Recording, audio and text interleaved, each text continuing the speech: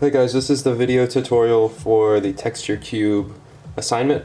On my page right now, I have all 9 cubes drawn out. I have light sources indicated by the little suns right here, and I also have them numbered and labeled depending on the texture that I want to create in each of the cubes. Okay, so those were the first part of the instructions that are in Schoology. Go ahead and take care of that now if you haven't already. By drawing the cubes, I wanted you to do them one at a time, but I want you to try to fit them all on one 9 by 12 inch sheet of paper. They should all fit on there. Okay, so first thing I want to do is kind of show you how to draw the cube itself and show you some finished examples. So this example that I have right here, it says like a rocky, bumpy pebble texture. Okay, so I got a repeated pattern. I drew it on there, I added value, and this is how it came out. This one was like a stony, rocky texture. I drew that one too. I tried to look up Google images of what I wanted to portray, and I emulated it on here using pen. So depending on what you want to do, you're going to have different patterns and textures, but try to get some that are related to the landscape that you want to make. This is going to eventually lead up to the landscape project, and it would help if you guys had some practice actually drawing a texture that is going to be in your final landscape. So, on to how to draw the box. Okay, so to draw a basic cube, all you really need to do is start with a square. Okay, each square should be about 1.5 inches by 2 or 2 by 2. So as it looks on the page, it'll be about this big.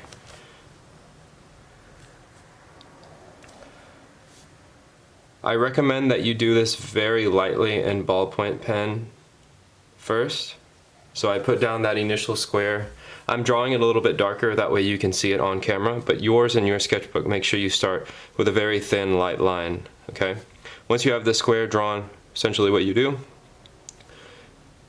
put some diagonal lines coming off the sides of each corner.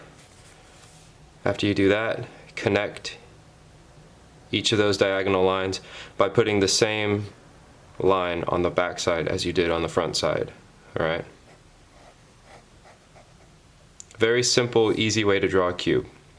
Now remember, draw your light source wherever that's going to be coming from, and label your cube by whatever texture it is that you're going to want to draw. So let's say I want to make this a wooden texture. Draw it, number it, and you're good. Now, one important thing to remember before you start, if your light source is coming from here, I want you off the bat to know which sides are going to be darker than which. So one side should be your highlight side, so the brightest side.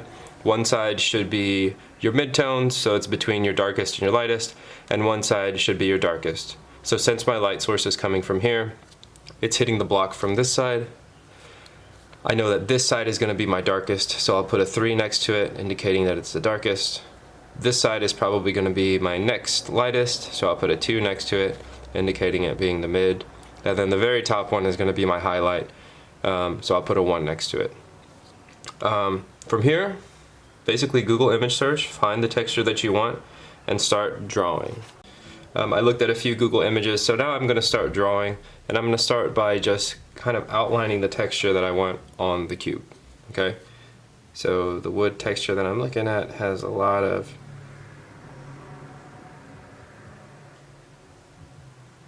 kind of squiggly type lines.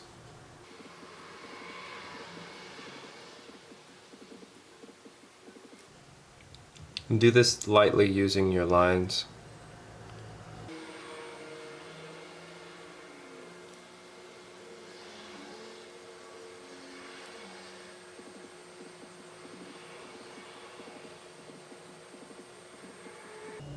Something like that. So on the other side, what I'll do, put in a couple more. Draw another texture on the side, so try to emulate that pattern again.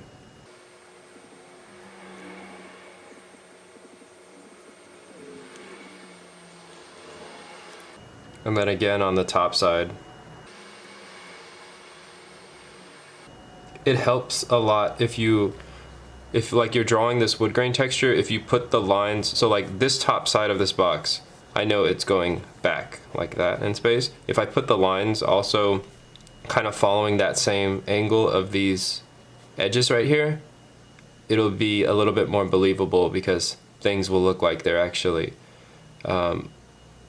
cohesive with the cube that I'm drawing on. Okay, so I have the basic lines drawn down. What I'm going to do next, and this is why I wanted you guys to draw the edges very lightly, I'm going to try to make the texture that I just drew on this box kind of come off the sides. Whenever you have the contour edge of your box, you know, kind of succinct with the texture that you want, it makes it look a lot more believable. If I left these edges on there like that, just straight lines, it would look like a square box with like a vinyl on it. I want the box to look like an actual block of wood. So I'm gonna start treating these edges, okay, as if the wood was like the actual box itself. So you can have some little jagged pieces coming off like that.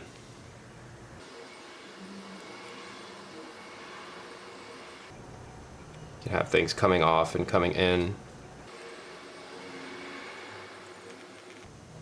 Something like that. Alright, now I have the contour edges on there. I'll try to adjust this edge too.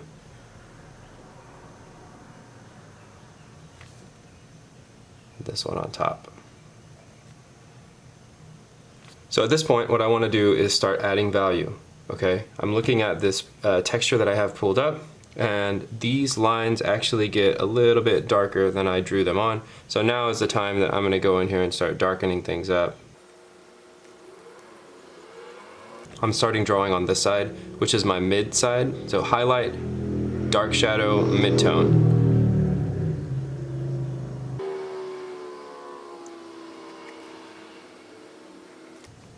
When you apply more pressure with the pen, it gives a darker line, and darker lines usually indicate shadow areas,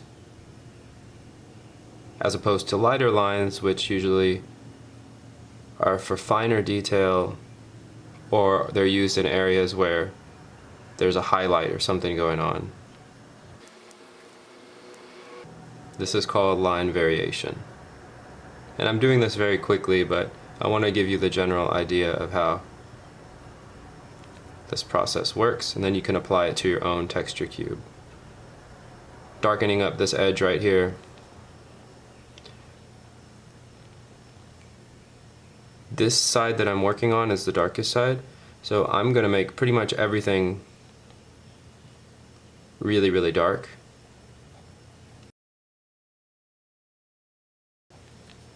And then the top side, I'll leave it just like that because I know it's the lightest side, so it doesn't need a lot of working. If anything, I could probably add maybe a couple of dark lines just to indicate some shadows. Nothing super major though. So from here, what I want to do, and this might seem a little strange, but I'm going to go in and darken up each side. So I know this is my darkest side. I'm going to get basic hatching lines, and I'm going to very lightly just start putting those in. And the lines that I'm putting in are kind of going in the same direction as the wood grain itself, but this is to get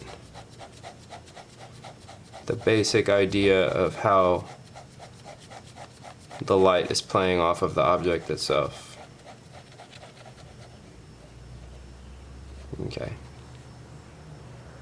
that's good for right now. This is my next lightest side, so I'm going to go in there with the same kind of hatching lines, but I'm not going to get as dark as I did on that side.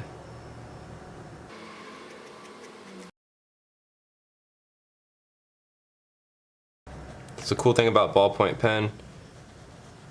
You can still get a significant amount of value differentiation, as opposed to something like a felt tip pen, where the mark that you make is going to be the darkest. It's always going to be very dark. Okay, I'll come under here, kind of darken up these lines, because I know the cube is touching the surface, so I want that to be dark. From here, I'll leave the top alone, but I'm going to do another pass on this side, the darkest side, just to give it some more value. And this time I'm going to cross hatch and I'm going to follow this direction.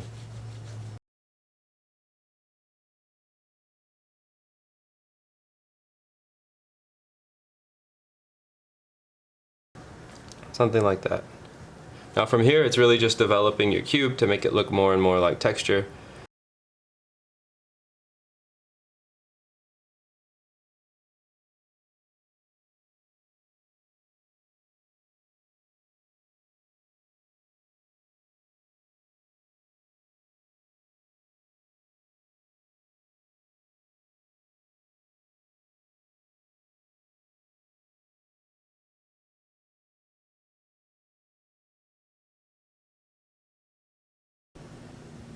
For those really deep cracks in the wood, it helps to use a really thick line, and you can have it taper off to a thinner line to make it look like the wood is actually splitting. So using a variation of line can help make this look more realistic.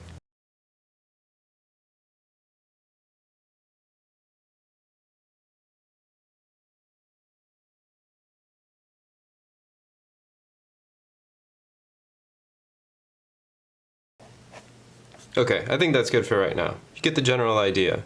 Things to keep in mind: make sure you have a light source, make sure you label your texture, look up multiple Google images of that texture if you don't know what it looks like. If you can have a physical example in front of you, that's even better because you can feel it, touch the texture, and really understand it. But make sure you know which side is your lightest, which one is your medium, and which one is your darkest, and add value accordingly. Also, I posted another video in the actual assignment, and it goes over how to do this same texture cube assignment, but it's explained by a different individual, so hopefully that'll help you out as well.